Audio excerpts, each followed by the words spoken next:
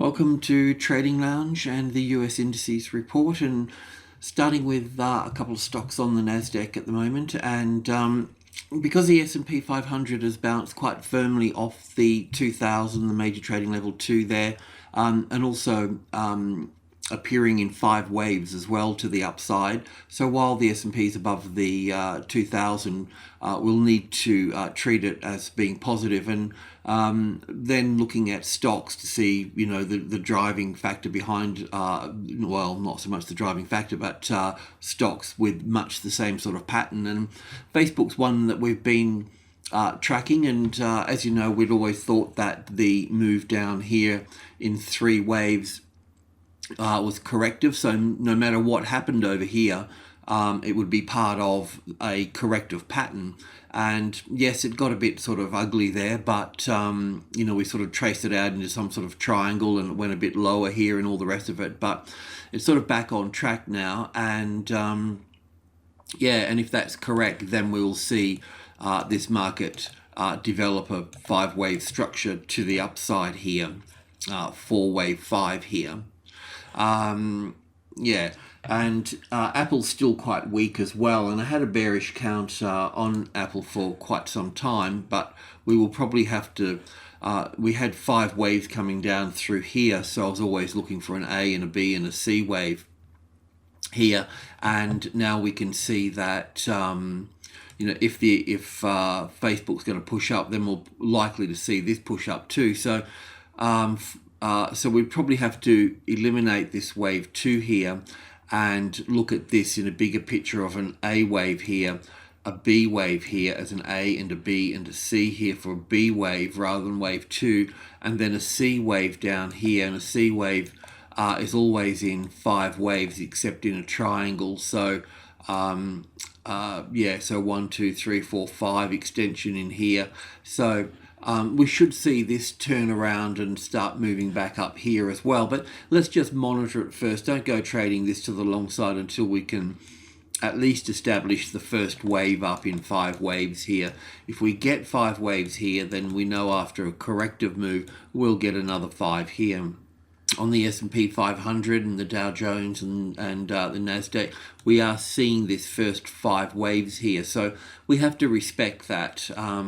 So moving over to the S&P 500 now,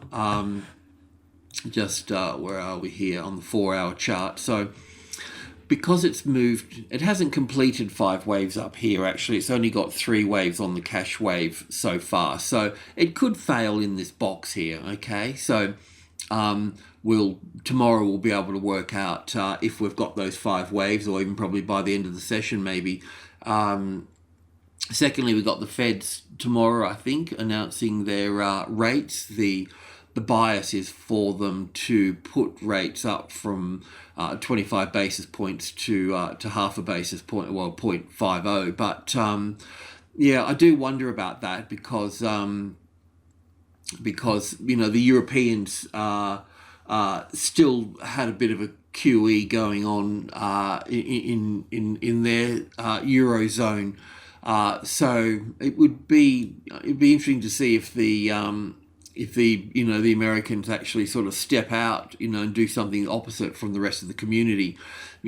I mean, they often do, but so I would, even though the bias is for them to put those rates up, and they've been thinking about it and all the rest of it, I think we need to be a little bit careful about if they do or don't. I wouldn't get sort of fixed on that.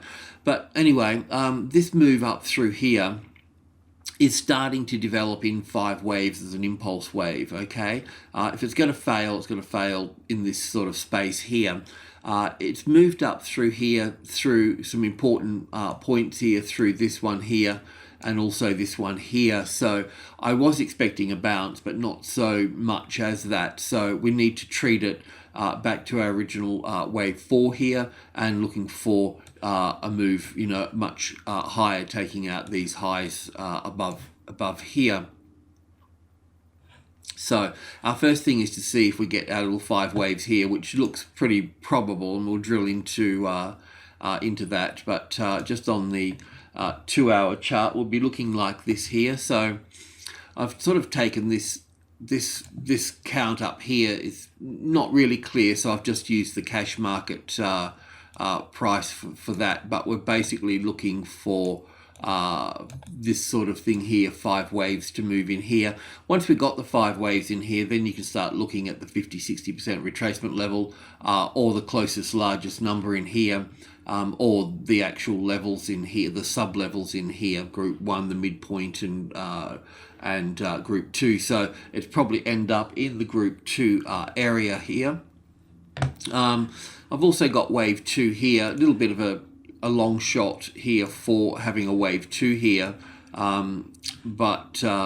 yeah, so we've got wave 3 and wave 4, that's our primary count. But wave 1, I'm not going to dismiss that yet here, because the move up from here does count as 5 waves up here. Maybe I need to go back to the 4-hour chart just to explain that. It's just that we've used this.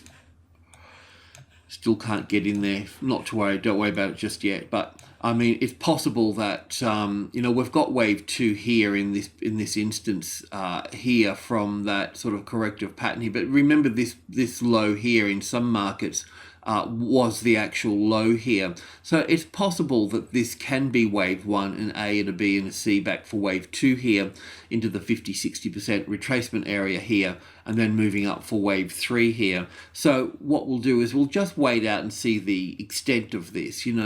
If this is going to be a wave 3 up here, then it's going to move quite strongly from that point. Otherwise, it will just be a wave 5 and be on lower volume than wave 3 here. I just want to move into the 15-minute chart here and check on things. Now, as I mentioned, if you counted this on just on this chart here, then it would it probably wouldn't count as well. But what I've done is I've looked at the cash market and taken the count off that, and it seems to be sort of working quite well. So pretty much we're just counting 5 waves up here, and as you can see, we're about 2/3 of the way through. It's not quite finished yet. So wave 1 and 2 into here, and then a long 3rd wave in here that's unfinished yet, with wave 1 and 2, and 1, 2, 3, 4, 5 for the 3rd, the 4th, and going up for the 5th. Will the 5th move up this high here? I don't know, but maybe to 60 or something, but you'll be able to see wave 4 and wave 5, and then you'll get a sense of what's occurring there. And if that, let's just say that it goes to the 70 odd area here, well, then we would be looking for that retracement coming back into this sort of, well, maybe possible it can move back into this sort of area here. But normally when it's in a strong move like this, it will tend to stick within group 2, which is 65, 72 and 80 and 50 at minimum. But let's see. Let's see how we go. I just want to check. Just want to check on the smaller market here just for a second. Just yeah, that's okay. This will just, I can see that we've got a corrective pattern in here, and there'll be 1 and 2 and 3 and 4 and 5. So it's 1, 2, 3, 4, 5, A, B, C to here, and then 1 and 2, 3 and 4 and 5 for the 3rd, 4th. Yeah, so we may just end up in just sort of maybe not this high into 72, but into sort of 65, and then knocking back from that point there. The Dow Jones, of course, will be doing the same thing. So much the same here as well on the Dow Jones. So just completing that first 5 waves up here. Well, I mean, as I mentioned, like if once we got this 5 waves in place, then this, if you're looking for the long trade, and you may be in it, and that's fine. But once we've got this ABC back in place here, then you can start having a longer term long trade to the upside. And the Nasdaq will be much the same as well. Where are we? Tech stocks here. Yeah. So so Yes, same but different. But still, this wave 4 being in here, pulling back to the wave 4 of 1 lesser degree here. But this is, yeah, anyway, I won't go into another story there, but let's just see how we go. Let's just see if we get these 5 waves up. And if that's the case, it's, testing this support here at the midpoint, the 5 here, second strongest number. So we should see this move up be pulled up into 5,000. Of course, we've got plenty of levels on the way here. The 46.50 will play out as a point that you can use as support and resistance. Of course, the old highs here, and then number 8 here will also give us some grief as well. But it should be pulled up to this particular number here. The Nasdaq comp is already correcting across this level here. So this is the this is the comp, isn't it? So the Nasdaq 100 should be up there across the. Let me just check on that. I haven't seen that for a little while.